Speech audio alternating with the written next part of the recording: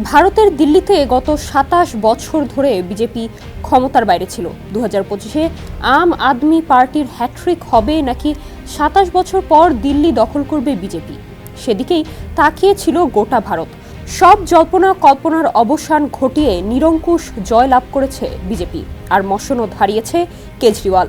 সবশেষ পাওয়া পরিসংখ্যান বলছে এই নির্বাচনে ৭০ আসনের মধ্যে বিজেপি ৪১টি, তার নিকটতম প্রতিদ্বন্দ্বী আম আদমি পার্টি ২৮টি এবং কংগ্রেস ১টি আসন পেয়েছে।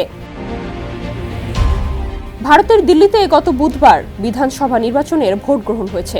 শনিবার দেশটির স্থানীয় সময় সকাল ৮টা থেকে ভোট গণনা শুরু হয়েছে, চলবে সন্ধ্যা ৬টা পর্যন্ত। তবে এরই মধ্যে ভারতীয় একাধিক গণমাধ্যম নিশ্চিত করেছে যে কেজরিওয়াল ও তার ডেপুটি মনীষ সিসোদিয়া তাদের আসনে পরাজিত হয়েছেন এবং সংখ্যাগরিষ্ঠতা নিয়ে ক্ষমতায় আসতে চলেছে বিজেপি ও তার সহযোগী দলগুলো।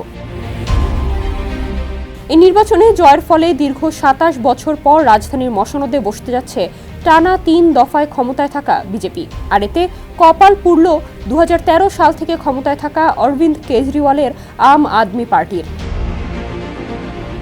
গত এক দশকেরও বেশিরভাগ সময় বিকল্প ধারার নেতা অরবিন্দ কেজরিওয়াল ও তার দল দিল্লির ৩ কোটি মানুষের শাসকের ভূমিকায় রয়েছে।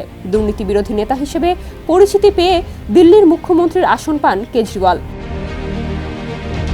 ক্ষমতা গ্রহণের পর তার জনপ্রিয়তা বেড়েছে দ্রুত গতিতে।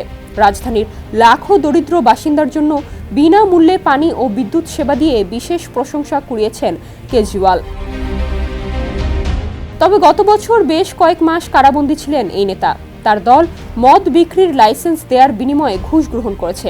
এই অভিযোগে কেজরিওয়াল ও আম আদমি পার্টির বেশ কয়েকজন নেতাকে গ্রেপ্তার করা হয়। পরবর্তীতে সুপ্রিম কোর্টের নির্দেশে জামিন পান এই নেতা। কালার এক্সপার্ট, জর্জ স্যাপ এবং মাইল্ড অন হ্যান্ডস টেকনোলজি সমৃদ্ধ অরিক্স ক্রিস্টাল ওয়াশ আপনার লন্ড্রি এক্সপার্ট। জানা গেছে এদিকে ভারতীয় জনতা পার্টির সমর্থকরা উদযাপন শুরু করে দিয়েছে দিকে দিকে। দিল্লিতে বিজেপি অফিসের বাইরে দেখা যাচ্ছে বিজেপি কর্মী ও সমর্থকরা একে অপরকে গেরুয়া আবির মাখাচ্ছেন, একে অপরকে অভিনন্দন জানাচ্ছেন, ঢাক বাজিয়ে নাচও করছেন অনেকে।